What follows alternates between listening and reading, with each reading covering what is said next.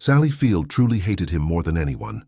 Those words, sharp and honest, came from a woman who spent her entire life balancing the grace of stardom with the raw truth of being human. Born Sally Margaret Field on November 6, 1946, in Pasadena, California, she grew up in a home touched by Hollywood but shadowed by emotional turbulence. Her mother, Margaret Field, was an actress, and her stepfather, Jock Mahoney, a stuntman and actor, brought both glamour and chaos into her young life. Sally was shy, insecure, and often lost in the noise of a blended family. Yet beneath that quiet exterior, there was a spark, a natural charm and authenticity that would later light up millions of screens.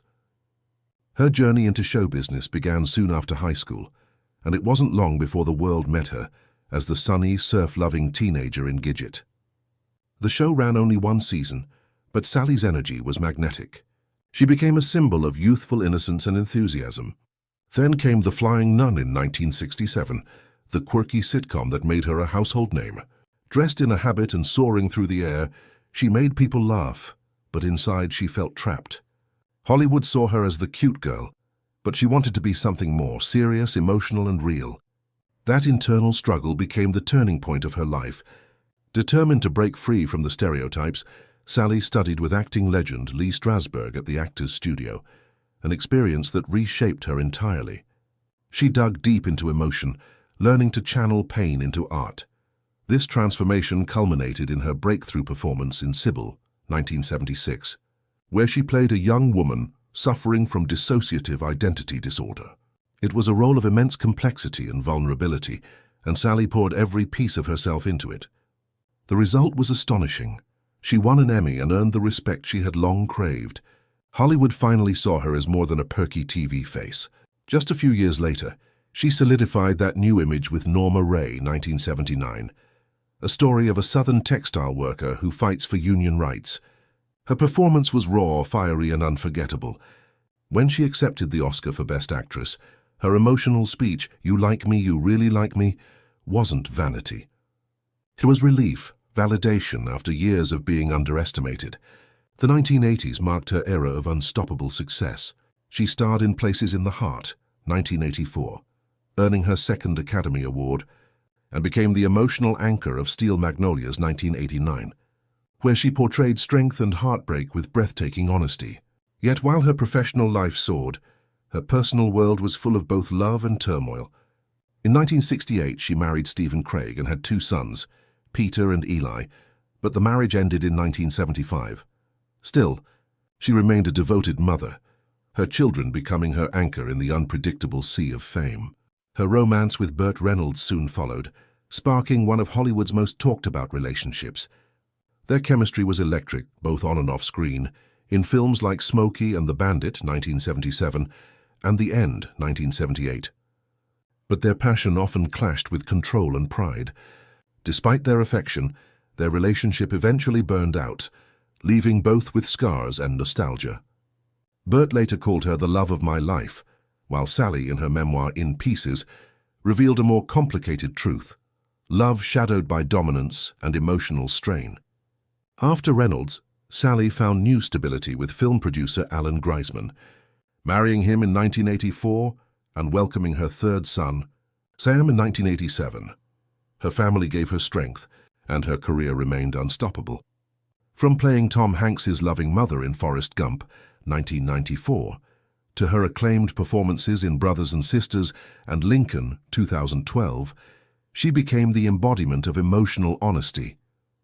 Even in her 70s, she commanded the screen with grace and courage, proving that talent only deepens with time.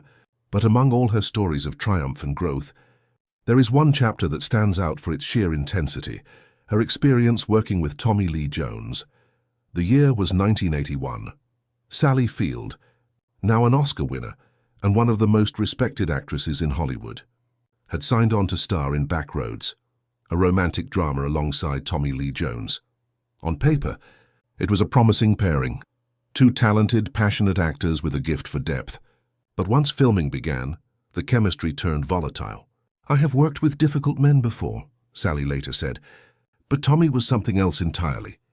He was impossible to deal with. I truly hated him more than anyone I'd ever worked with." The tension was real, Not a tabloid rumor, but a clash of personalities and philosophies. Sally approached acting with emotional openness, empathy and collaboration. Jones was intense, brooding and dismissive. A man who demanded control and respect but rarely offered it. Their working styles collided like storms. On set, the air was thick with unspoken hostility. Crew members described long silences, sharp exchanges, and an atmosphere that left everyone on edge. Their roles required intimacy and emotional vulnerability, yet off-camera they could barely stand each other. Sally admitted years later that she didn't have to act angry during their scenes. She was angry. Every look, every line between us was loaded, she said. I wasn't pretending to be furious at him. I was. Tommy's reputation for arrogance and intensity didn't help. He often dismissed others' ideas and treated Sally, already an Oscar-winning actress, as if she had something to prove. He could be condescending, she recalled. He treated me like I didn't know what I was doing, and it was insulting. Still, their animosity strangely worked in the film's favor. Critics praised their chemistry, unaware that the sparks came from genuine resentment, not acting. Sally later confessed she used every ounce of frustration to fuel her performance, turning personal conflict into creative energy. It was cathartic in a strange way, she said. But once the cameras stopped rolling, she was done. I couldn't stand being in the same room with him, she admitted bluntly. Tommy Lee Jones never publicly commented on the feud, keeping his signature silence. But insiders confirmed that his temperament often clashed with strong-willed co-stars. One crew member recalled, Sally gave as good as she got. She didn't back down, and that only made things worse. It was like watching two storms collide. Theirs wasn't a petty argument. It was a battle of respect, ego, and identity. Years later, Sally looked back with a mixture of humor and lingering irritation. I suppose he's a brilliant actor, she said, but that doesn't mean you have to like the person. I didn't. In fact, I hated him. That blunt honesty struck a chord with fans who admired her for refusing to hide behind Hollywood politeness. She made it clear, not every working relationship leads to friendship. People assume actors become friends after filming, she said. That's not always true. Sometimes you just survive it.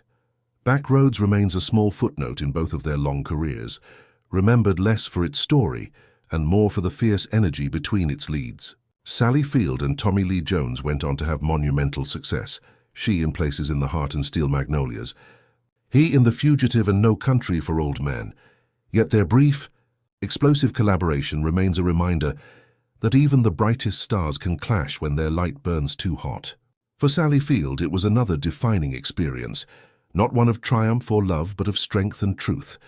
He may be talented, she once said, but talent doesn't excuse cruelty. I'd rather work with anyone else. That statement, raw and fearless, perfectly captures who she is. A woman who built her career on emotion, integrity, and the courage to speak her mind, no matter how uncomfortable the truth might be. Sally Field's life, with all its highs and heartbreaks, stands as proof that real greatness isn't about fame or awards.